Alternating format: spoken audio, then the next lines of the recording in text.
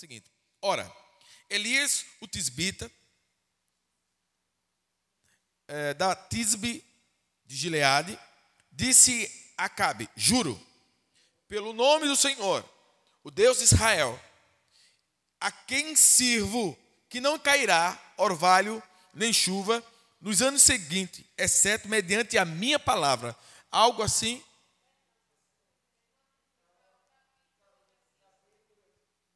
1 Reis 17, do 1 ao 17. Amém? Então, uma coisa que nos chama interessante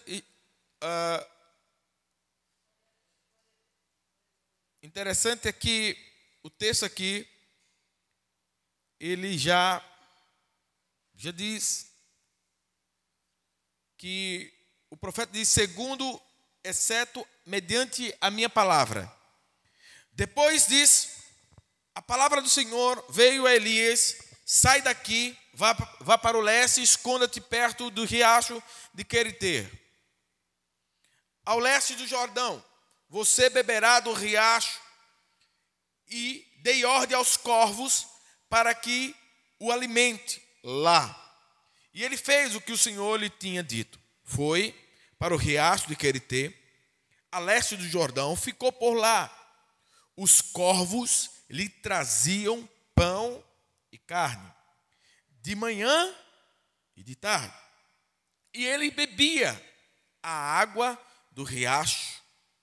Algum tempo depois, o riacho secou-se por falta de chuva. Quantos podem dizer amém sobre isso? Glória a Deus. Agora nós vamos, irmãos, entrar aqui no sermão, no corpo do sermão, e vamos aprender.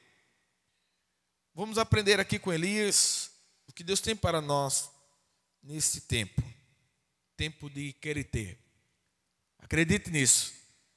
Para cada um que aqui está, Deus tem um Querite reservado. Para cada um de nós, Deus tem um tempo reservado. Eu quero falar para você que o Querite, ele é um período que Deus permite em nossas vidas para nos tratar, para nos moldar, para fazer com que... Amém.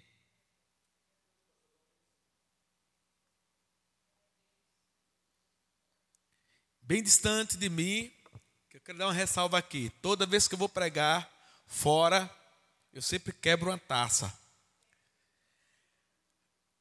E geralmente nas igrejas que eu prego, né? Eu prego muitas igrejas do Evangelho Quadrangular fora, e quando eu chego em casa, os meninos perguntam: pai, quebrou alguma taça hoje? Então,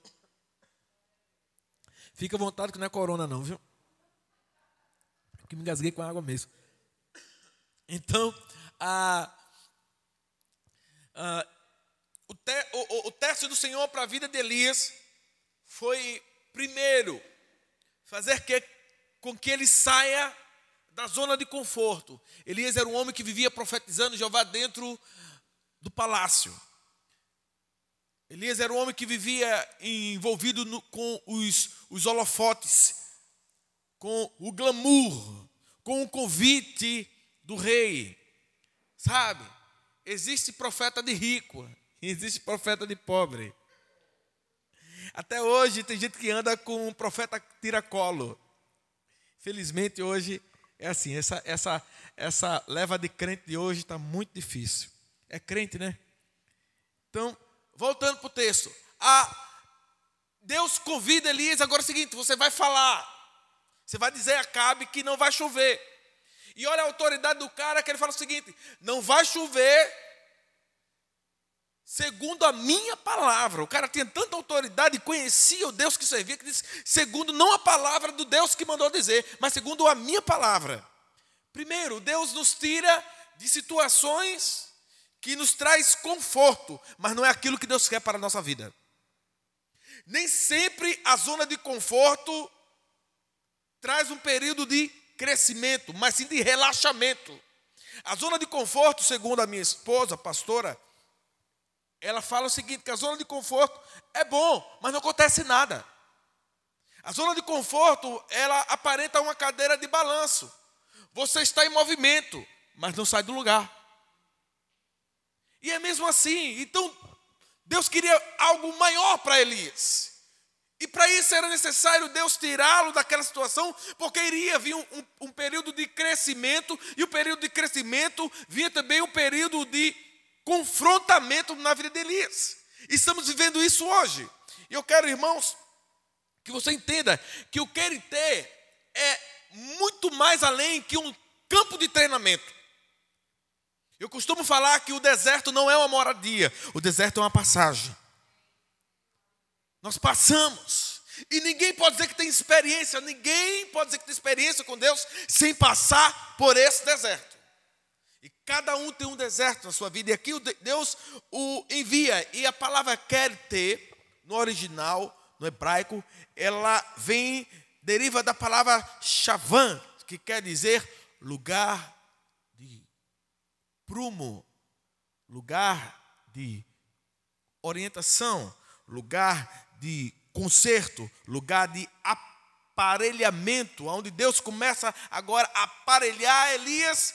Diz, olha, você vai para o Queritê, você vai tomar da água dele, você vai se alimentar do que eu enviar, porque eu quero ter algo muito maior com você. Deixa eu falar algo aqui para você, para esse ministério, para a vida do pastor Carlos, para você que está me ouvindo.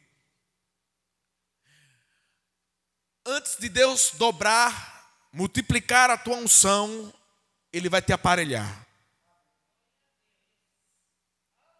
Antes de Deus fazer com que você tenha muito mais experiência com Ele, Ele vai colocar você em um lugar de treinamento, de enfrentamento, sabe? Deus vai fazer com que você cresça em um nível espiritual com Ele, mas para isso você vai ter que sair do glamour, da onde as pessoas lhe veem, e deixar-se agora ser utilizado por Deus e viver uma dependência total de Deus.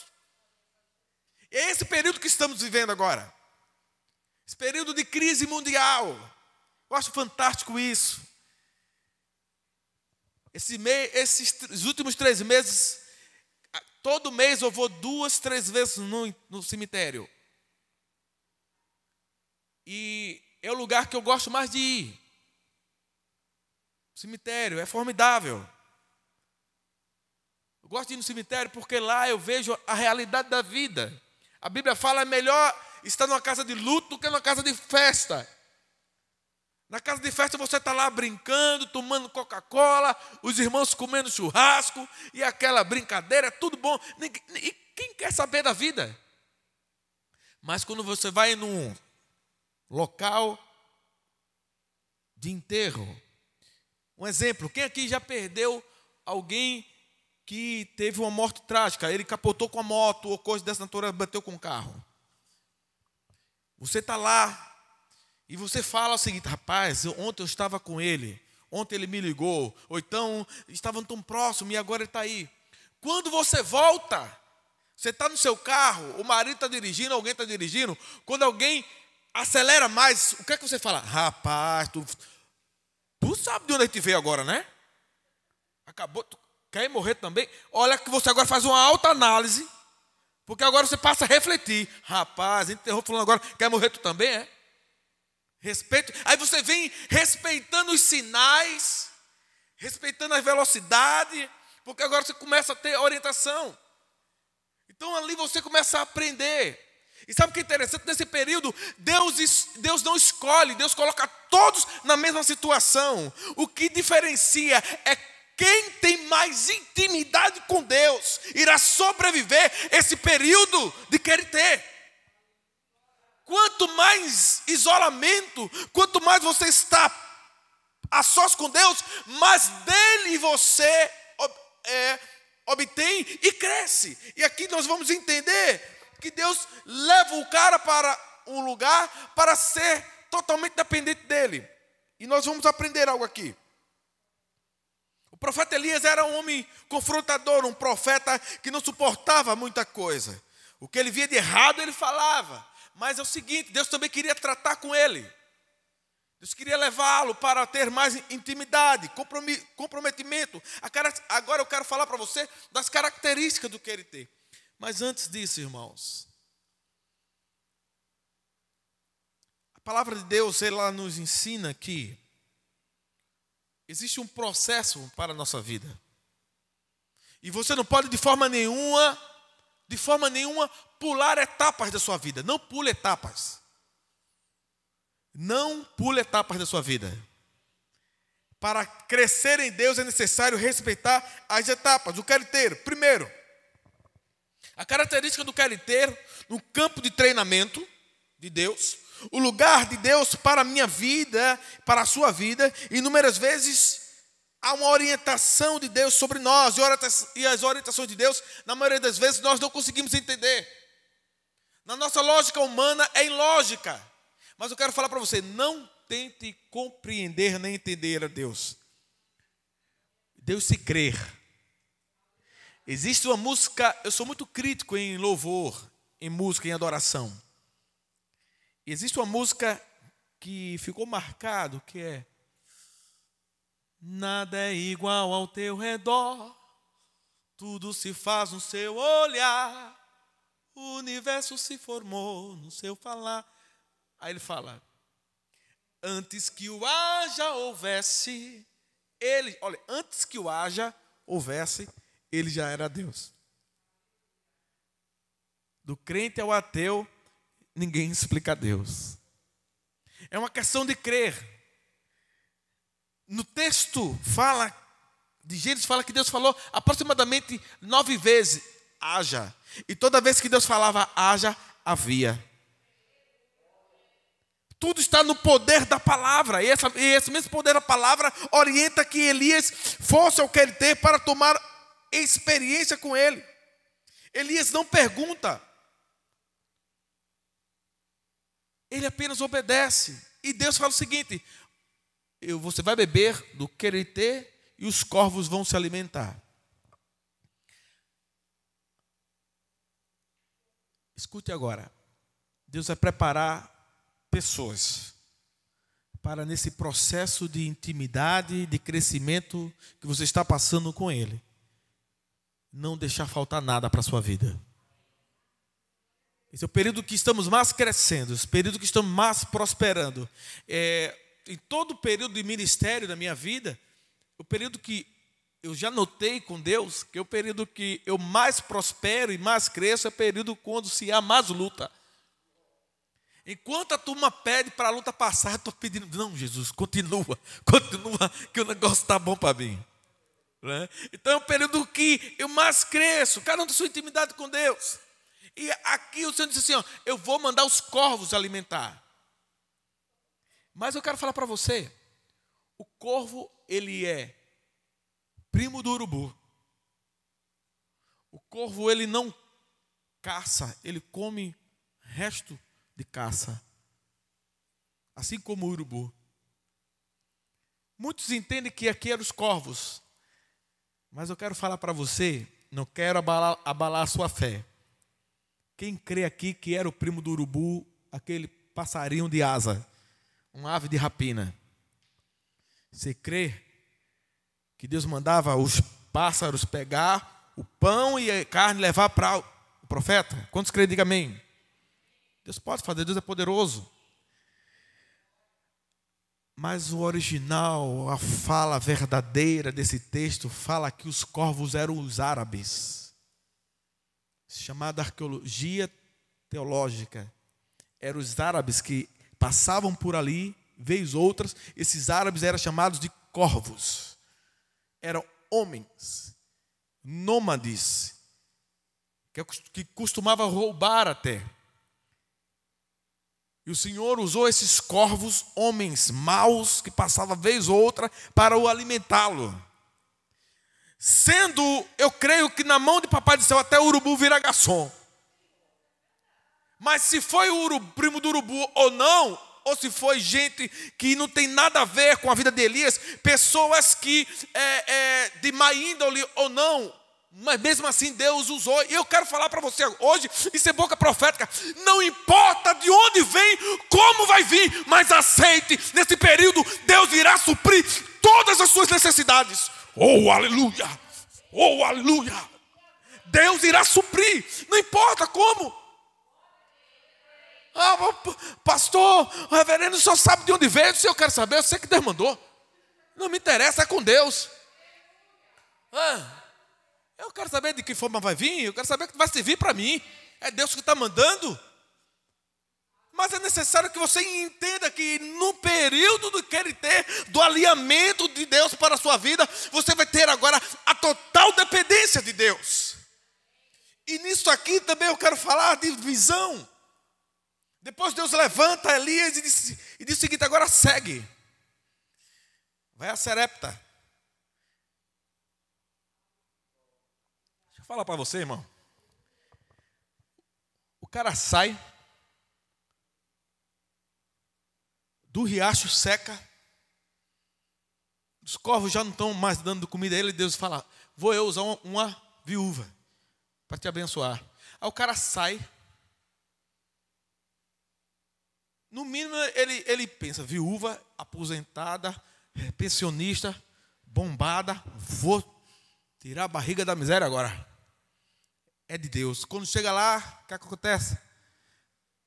Está a viúva procurando um cavaco. Meu amigo, quem vai fazer comida forte, churrasco, comida grande? Vai pegar cavaco? Quem é do interior aqui sabe que cavaco é aquela madeira fininha para colocar fogo na madeira grande. E quanto a viúva também diz o seguinte: Deus vai mandar alguém para me abençoar. Aí vem um cara todo malamanhado, cheio de poeira. Ela olha, isso não é de Deus. Quando ele olha de longe também, não é de Deus. Sabe o que é interessante? É que a gente subestima aqueles que Deus irá usar para honrar a nossa fé e a nossa obediência. Não subestima ninguém não, meu amigo. Deus vai mandar pessoas, sabe, para nos honrar. É o período de crescimento. Sabe, é o período de aparelhamento de Deus para a nossa vida. Nós estamos num processo de crescimento. Deus pega o homem e diz o seguinte: agora volta. E avisa agora a Acabe que vai chover. Aí ele manda, diz: Acabe, agora sobe, se aparelha, que agora vai chover. Sabe o que é interessante? É que Acabe sobe e ele manda o profeta, ele manda agora seu secretário olhar se vinha chuva. Agora eu quero falar de visão e enxergar. Ele manda os seus moços e olhar para ver se vem chuva. Ele vai a primeira vez, não vê nada. Ele vê a segunda vez, não vê nada. Na sétima vez o cara volta com a notícia, aquela notícia motivadora, pastor. Elias, quando olha a sétima vez, ele volta e diz assim: eu estou vendo. Agora eu vejo uma nuvem do tamanho da mão de um homem. Ele enxergou uma nuvem do tamanho da mão do homem.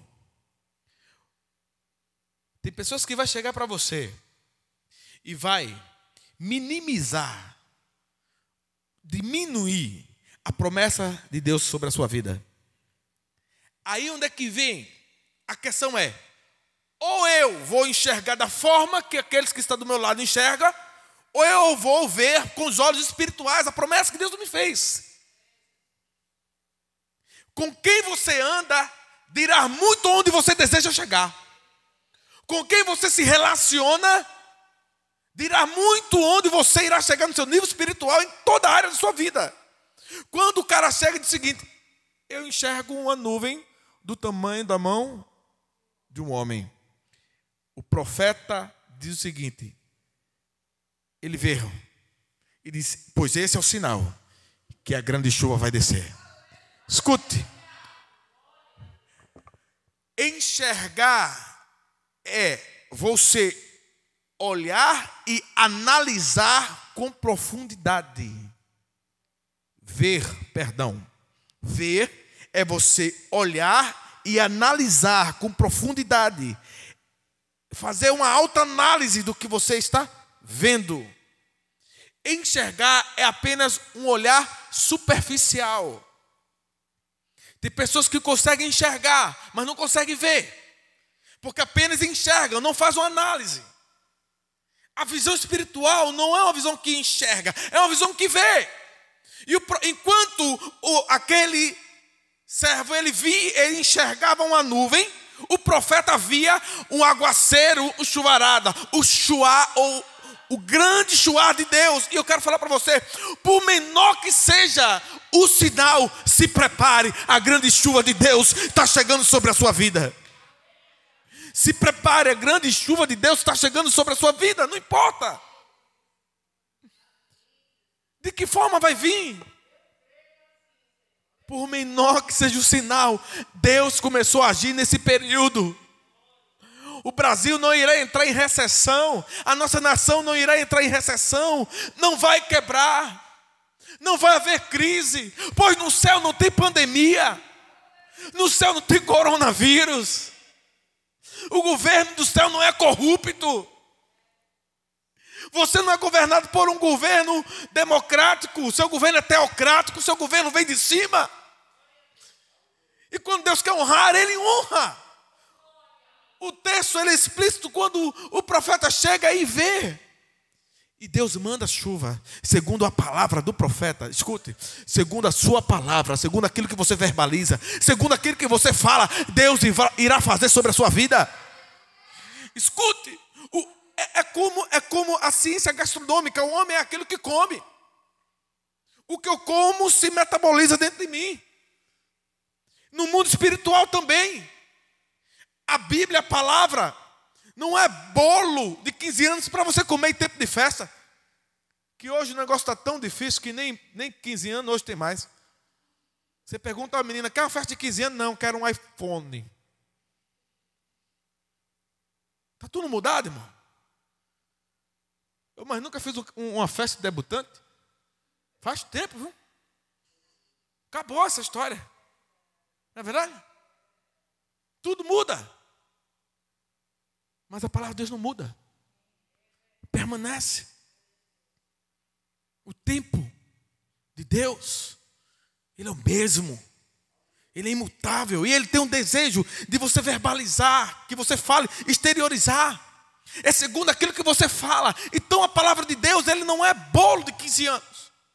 Para comer em tempo de festa. Ele é pão para alimento diário. Se alimenta todo dia. É cuscuz. É o feijão com arroz e farinha.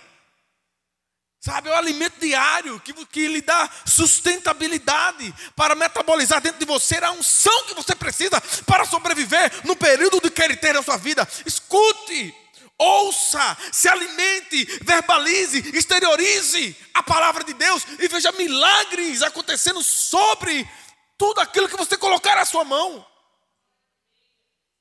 Eu acho lindo a Bíblia, lá em Gênesis, quando Deus fala, e haja luz, houve luz. E haja separação da parte seca e a terra e a parte molhada, e houve separação. Toda vez que Deus dizia haja, havia. Isso quer dizer que Deus quer que você use a palavra, verbalize. Comece a exteriorizar, a colocar para fora aquilo que Deus tem colocado dentro de você. E o que é que Deus tem colocado dentro de você? A palavra dEle. E quando nós falamos a palavra, acontece. Existem períodos na nossa vida que é necessário aprendermos de Deus. O querer ter para a nossa vida é um lugar de dependência total de Deus. Colegas não existem, amigos não existem, famílias nem tampouco. Você não terá ajuda de ninguém, a não ser a dependência de Deus. E cada um tem o seu. A maior solidão é enfrentada em meio à multidão. Às vezes você está rodeado de pessoas, rodeado de amigos, rodeado de servos, arrodeado de discípulos, porém só. Estava falando isso para pastores esses dias. Jesus Cristo subiu e disse: vou orar. Vocês ficam orando aqui. Quando Jesus voltou, o que aconteceu? O discípulo estava todo dormindo. Jesus precisava de intercessão também. E Jesus estava, seus discípulos estavam dormindo. 12 homens dormindo. Sabe, irmãos? Existem períodos na nossa vida que Deus permite a solidão. Deus nos tira de cena e coloca na total dependência dele. Escute, todos os homens que Deus tinha grandes coisas, Jeová, foi levado ao deserto. Abraão, deserto. Moisés, deserto. José, deixado no deserto, abandonado no deserto. Elias, deserto. Jesus foi conduzido pelo Espírito. Isso, quando a luta chega, o querer ter chega, isso não é Deus, não. Isso não é de Deus, não. Não é de Deus. Olha essa luta. Não, irmão, segura aí. Deus está te preparando para algo maior, para multiplicar a unção sobre a sua vida. Unção, multiplicação, prosperidade, tudo aquilo que Ele tem planejado para você, Deus irá fazer. Mas é necessário passar nesse processo. Em querer ter, Deus vai te ensinar a ser dependente dEle, somente dEle. Em Deuteronômio 8 fala, o Deus Ele introduz o povo no deserto para provar no coração do povo que ele era totalmente dependente de Deus. Olha o que diz: e Ele te livrará de todo o caminho pelo qual o Senhor teu Deus te guiou. Deuteronômio 8, do 2 ao 3. Teu Deus te guiou no deserto esses 40 anos para te humilhar. Esse te humilhar não é no sentido de colocar para baixo, mas de dizer o seguinte: o original fala, o Senhor te humilhou, ou seja, te mostrou que você, sem Ele, não pode fazer nada. Você é total dependente dEle. Olha aqui, te humilhou para te provar e para saber o que estava no teu coração, se guardarias ou não os mandamentos dele. Deixa eu falar, irmãos. Uma pergunta aqui: quem comeu hoje? Diga amém. Quem comeu 3 vezes? Diga amém. Quem comeu mais de 3? Amém. Eu como muito, irmão. Mas eu como valendo e como com força. E minha esposa disse: você vai comer de novo? Eu disse: de novo. Mas por quê? Porque eu não sei se eu estou vivo daqui a um minuto, 2 minutos. Então eu vou comer. Eu quero comer mesmo, vou comer. Irmão, nesse período de pandemia, você sabe, semana, deixa eu falar um negócio aqui, um negócio bem pessoal. Eu sou bem assim, desse jeito mesmo, irmão. Vai ser transmitido depois.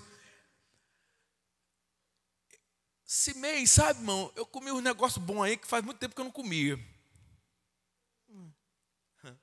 Aí os meninos falaram: pai, o negócio tá bom, porque no período de crise desse, a gente está comendo esse negócio aqui. Eu digo: veja aí, que é no deserto que Deus mandava maná. Aí o Abner disse assim: pai, eu vi na internet uma lagosta, eu doido para comer lagosta. Ele disse: tu orou já, irmão? Eu disse: eu orei, mas o senhor ora que você tem mais fé que eu. Então vamos orar. E fui fazer uma visita na casa do irmão. Quando eu cheguei na casa do irmão, os irmãos sabem que gostam de eu pescar.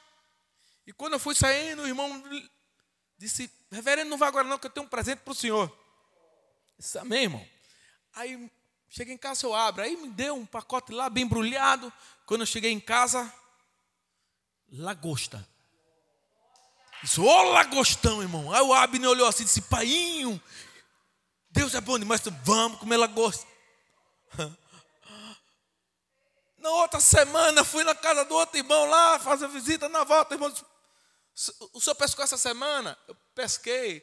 E o senhor pesca com camarão? Eu disse: eu pesco com camarão. Aí eu estava dizendo a Deus, eu disse: Senhor, eu queria comer um camarão. Aí o irmão disse: pastor, olha, eu comprei aqui para o senhor pescar camarão. Eu disse: amém. Aí um cara veio com 2 quilos de camarão. Eu peço com 2 quilos de camarão. 2 quilos de camarão. Os camarão do tamanho de um pitu, irmão. Grandão, eu digo, o quê? Eu vou comprar daquele. E o peixe vai comer isso nada. Quem vai comer sou eu. Eu peguei, camarãozão. Os meninos falaram, pai, esse período, deixa eu falar para você, irmãos. É no período, Yuri, de deserto que o milagre mais acontece. São coisas simples, mas é verdadeiro. Escute. O povo viveram mais milagre no deserto do que no Egito. A palavra maná, em alguma tradução, em várias traduções, mas uma mais precisa no original, quer dizer prioridade. E todo dia ela chegava de 6 horas da manhã. Sabe? Você ser acordado de 6 horas da manhã, Deus dizendo o seguinte: eu sou sua prioridade, tome. E o povo queria guardar para outro dia. Ele dizia o seguinte: não, no outro dia eu sou Yahvé Jireh, eu sou Deus que vou prover para você. É por isso que Cristo lá, na oração sacerdotal do Pai Nosso, ele ensina os discípulos fazendo menção da velha aliança no Egito. Quando ele ensina a oração do Pão Nosso, olha o que ele fala: Pão Nosso de todos os dias, sim ou não? De cada dia. Porque ele fala cada dia. Se ele falasse todos os dias, você não ia orar, porque ele não pode mentir. Então todos os dias ele teria que mandar. Então, para manter um nível de relacionamento com ele fala um pão nosso de cada dia. Sabe por que cada dia? Porque para cada dia ele tem um milagre diferente em meio ao deserto sobre a nossa vida. E era assim. E ele fala o pão nosso de cada dia. Dá-nos hoje. Hoje Deus teve maná para você. Amanhã Deus tem maná para você. Amanhã Deus irá usar corvos para levar para você suprimento, água pura. Eu fiz um investimento no prédio da igreja, reformei, luminária nova, pintura nova, comprei outros materiais e gastei. E investi, que nem saber. E a esposa disse: nesse período, nós passamos esse tempo todinho para reformar o prédio da igreja, não reformamos. As cadeiras acolchoadas para colocar, nós não colocamos. 1 ano a cadeira lá parada. E com 15 dias, nós reformamos o prédio todo, colocamos as cadeiras no lugar. E os irmãos chegaram, ficaram: o que foi que aconteceu? Eu digo: milagre no meio do deserto. Sabe? É no quer e ter, é Deus nos alinhando, Deus nos consertando. Escute-me, antes de Deus agir através de você, Ele vai agir em você. Primeiro Deus age em mim, depois age através de mim. Isso é chamado ortoplasia, nascido de dentro para fora. É estourado como uma semente estoura para poder sair seu broto. Assim Deus está fazendo sobre a sua vida, como fez com Elias. Leva o cara para um lugar de isolamento, um lugar de preparo, de alinhamento. Em uma tradução também fala funilaria. Você pega um carro amassado, leva para a funilaria, o cara vai, desamassa todinho, né? Conserta, passa uma massa e o carro sai novo, todo alinhado. O original, uma das partes, para a palavra querer ter também é lugar de funilaria, de aprumar. Tem coisas, sabe, pastor, que Deus vai alinhar em nossa vida. Deus vai alinhar, Deus está alinhando. E é esse período agora, sabe? É um período de solidão. Mesmo estando cercado de pessoas, solidão. O silêncio. E tem gente que fala o seguinte, que teve um irmão que ficou bravo, que disse que silêncio não é resposta de Deus. Silêncio é resposta de Deus. Existe um período chamado período interbíblico na Bíblia. Esse período interbíblico foi o período entre Malaquias e Mateus. Hoje não, porque a Bíblia agora é tudo assim. Mas se você tiver a Bíblia de papel aí, você vai ver que entre Malaquias e Mateus, entre a velha e a nova aliança, existe uma folha branca. Não sei se hoje as Bíblias existem. Eu tenho muitas Bíblias e já não reparo mais. As dos estudos hoje não tem muito, né? Porque agora tem estudo, tem Bíblia do Tales, Bíblia do André Valadão, Bíblia da Xuxa, Bíblia do Pelé, Bíblia do do fute, até da sogra tem Bíblia. Não é?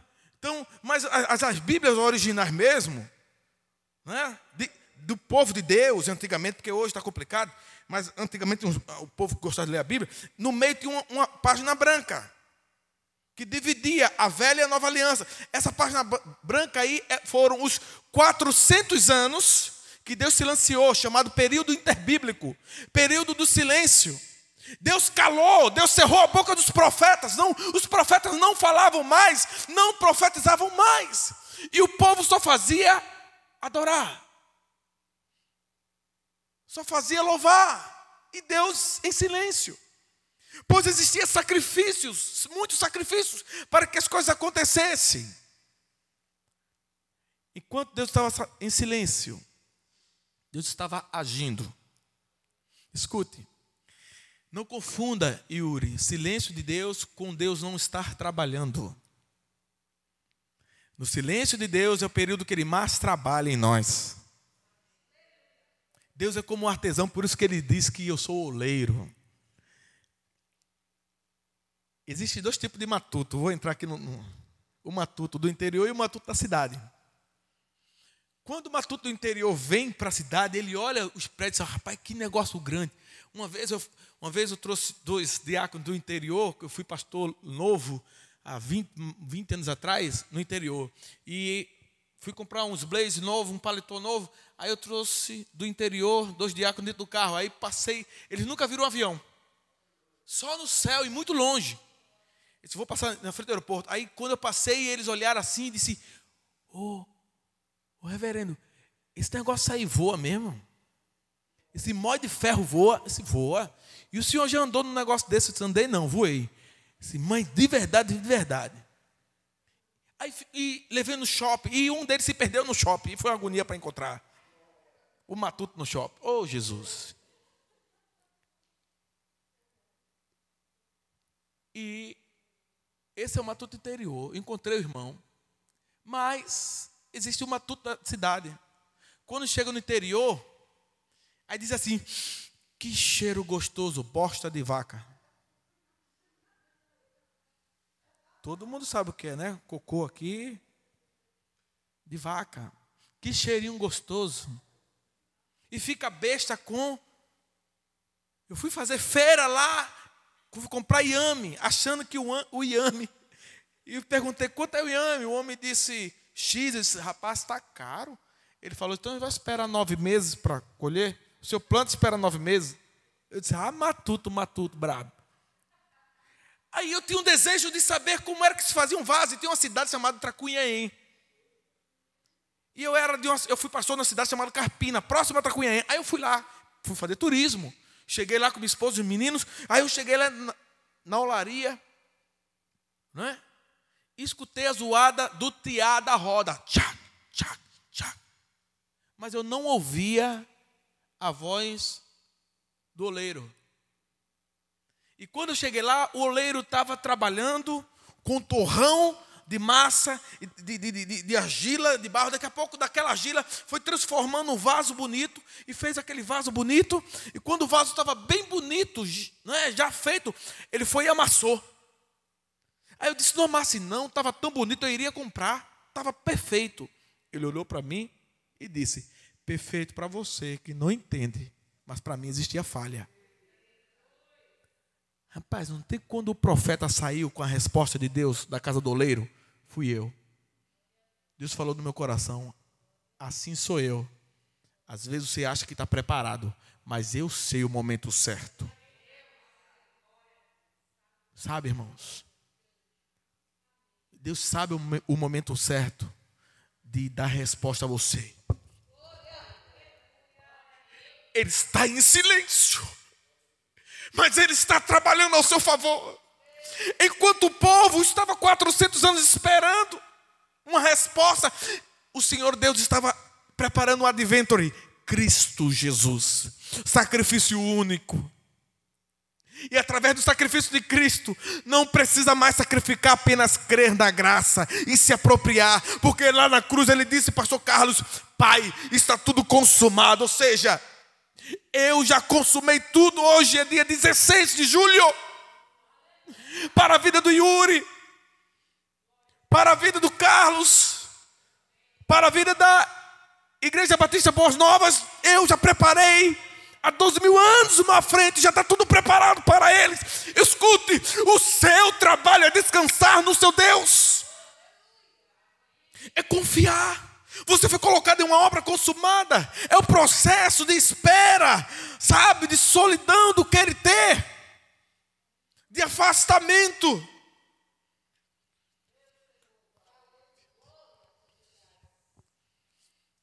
Interessante que o querer ter, ele não é para toda a vida, é só um período. Viu, Yuri? É só um período. O querer ter não é para toda a vida. Ele não passou o tempo todo, de forma nenhuma. Persista, insista. Não se entregue. O querer ter é só um treinamento de preparação. Escute-me agora. O querer ter é um processo de preparação. Passar pelo querer ter significa estar pronto para servir a Deus em qualquer lugar. Está pronto para servir em qualquer lugar. Deus, Ele quer te preparar para servir em qualquer lugar. E sabe,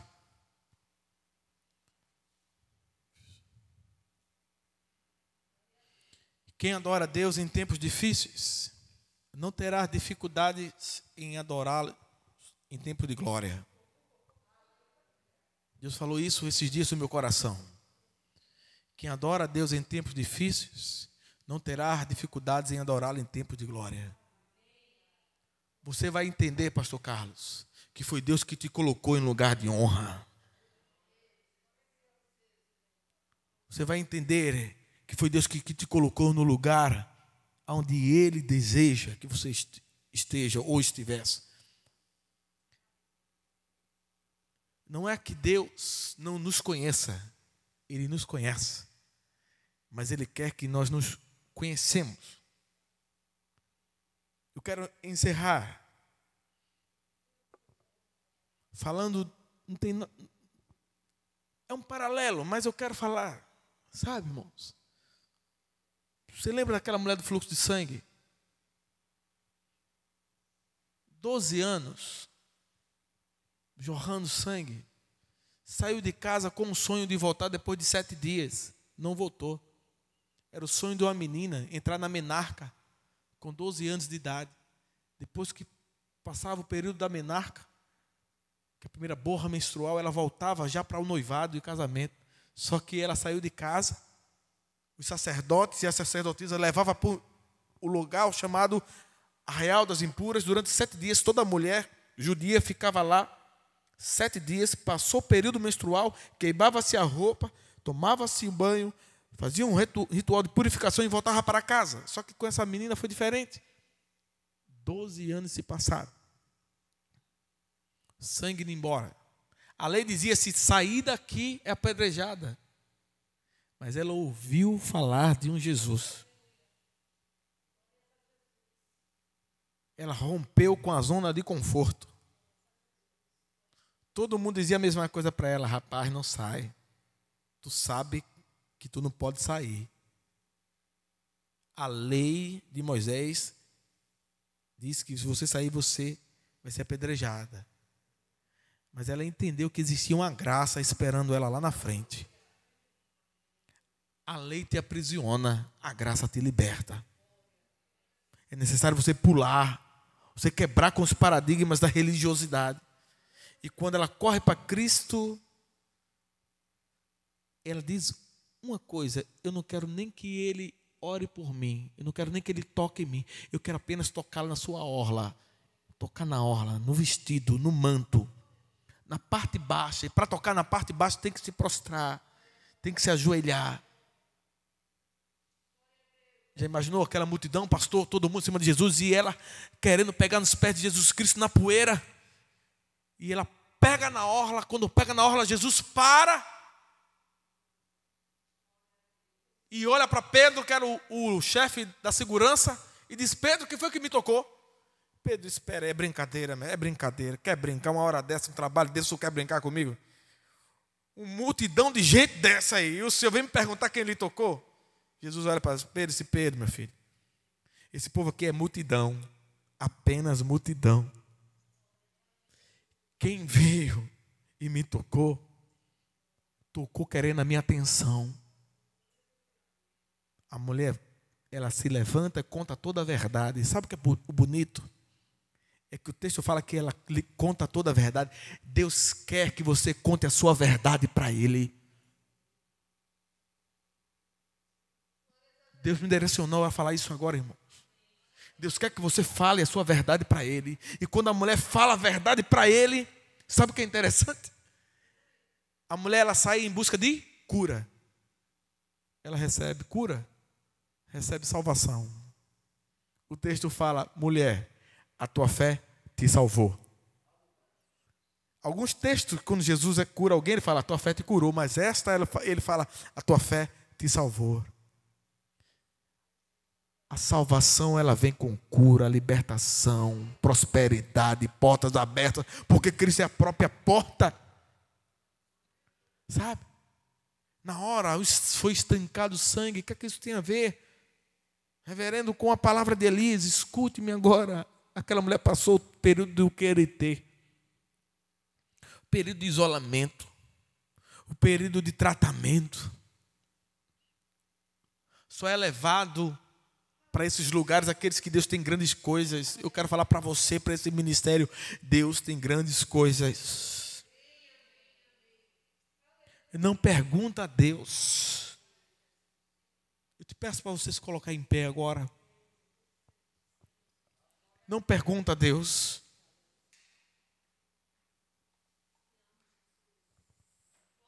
Não pergunta. Apenas creia. Apenas creia. Oh, aleluia. Apenas creia. Acredite. Deus irá fazer coisas extraordinárias sobre a sua vida. Acredite. Fica firme. O período que Deus está tratando com você, não para te maltratar, mas para te promover. Luta não é para matar crente, é para promover crente. Aprenda isso. A adversidade é para nos fazer crescer. São coisas simples, irmãos, mas que Deus quer nos honrar. Deus quer, sabe, tratar coisas na nossa vida que de outra forma Ele não trataria. Elias deveria ser tratado em alguma área na vida dele. Entrou numa caverna depois da perseguição. Veio a tempestade e Deus não estava, o vento forte, Deus não estava, veio uma brisa suave. E ele diz: eis-me aqui, Senhor. A cada um Deus trabalha de uma forma diferente, se manifesta de uma forma diferente. E o Senhor o encoraja de novo. Deus está nos encorajando nesse período de isolamento, nesse período de reclusão. Deus está nos encorajando. Se você está aqui hoje, é motivo de adorá-lo. Quantas pessoas próximas a você, vizinhos, familiares, que você não pôde nem levá-los num cemitério. Mas você está aqui. Parou para pensar nisso? Não confunda problema com obstáculos. Problemas Deus resolve, obstáculos nós vencemos. Amanhã eu vou ter que pagar isso, aquilo, outro. É um obstáculo. Você vai conseguir. Agora, existem situações na nossa vida que a gente diz: pastor, só Deus. E sabe o que é interessante? É que quando o médico chega para a família e diz o seguinte: olhe, só Deus. Qual é a atitude que o povo faz geralmente? Se desespera, em vez de confiar. Quando a ciência diz assim, aí só Deus. Vocês oram, reza, pronto, vai rezar porque só Deus. Aí o povo se desespera. Nós não confiamos naquele que nos salvou, aquele que te deixou vivo hoje. Sabe por que você está vivo hoje? Porque tem milagre para acontecer até meia-noite na sua vida. Sabe, se amanhã você tiver a graça de acordar e dizer bom dia, Espírito Santo, se preparem. Tem milagre, eu vivo assim. Acordo de manhã esperando milagre, até meio-dia não aconteceu. Eu digo obrigado, Jesus, porque eu tenho certeza que vai acontecer depois de meio-dia. Aí quando dá 6 horas da noite, nada. Eu digo obrigado, Jesus, porque eu sei que até meia-noite está para chegar. Sabe? Aí da meia-noite não chega, eu vou dormir. A Bíblia fala que o Senhor cuida de nós enquanto nós dormimos. Então confia nele. Sabe, confia. Viva a cada momento o milagre de Deus sobre a sua vida. Você está no QLT, está sendo tratado. Deus vai entregar coisas extraordinárias. Deus está dizendo, pastor Carlos, agora, alabaçuire, as portas irão se abrir de uma forma extraordinária. Oh, tem pessoas com medo de vir cultuar, mas chegou o tempo das portas abertas, do chuá de Deus sobre essa casa de oração. Chegou o tempo de prosperidade, chegou o tempo que Deus mandará aguaceiro e chuvarada. Escute, a nuvem de Deus está sobre esse lugar. Depois o pastor vai combinar, eu venho aqui falar sobre a nuvem. Mas se existe milagres, é debaixo da nuvem. Se tem milagre debaixo da nuvem, e a nuvem parou aqui, ainda está aqui. Então é tempo de estar debaixo da nuvem, de edificar sua morada debaixo da nuvem. Já está acontecendo. Toronto, Canadá, as pessoas têm hora para começar o culto, mas não tem hora para terminar. É por isso que milagres acontecem. Mas sabe, hoje os crentes não gostam mais de orar, não gostam mais de buscar, de aprender com a palavra, de gastar tempo. Escuta, a Bíblia fala que o Senhor vela sobre a sua palavra. Velar, se desgastar. Nós ganhamos com isso. Enquanto Deus gasta seu tempo eterno para nos abençoar, nós ganhamos o tempo sendo abençoados. Senhor Pai, nesse momento, eu te peço sobre essa igreja, eu te peço sobre essa casa, eu te peço sobre o deão espiritual desse lugar. Pai, no nome de Jesus Cristo, que haja o teu favor, que haja a tua graça, que haja misericórdia, que haja prosperidade, que haja bênção. Eu creio, Pai, que o teu favor foi estabelecido sobre esse ministério. E eu declaro em nome de Jesus Cristo, prosperidade e vida sobre essa casa. Pai, esse período de tratamento que estamos passando, que seja para o crescimento da tua obra, em nome de Jesus, segundo a tua vontade. Amém, amém e amém.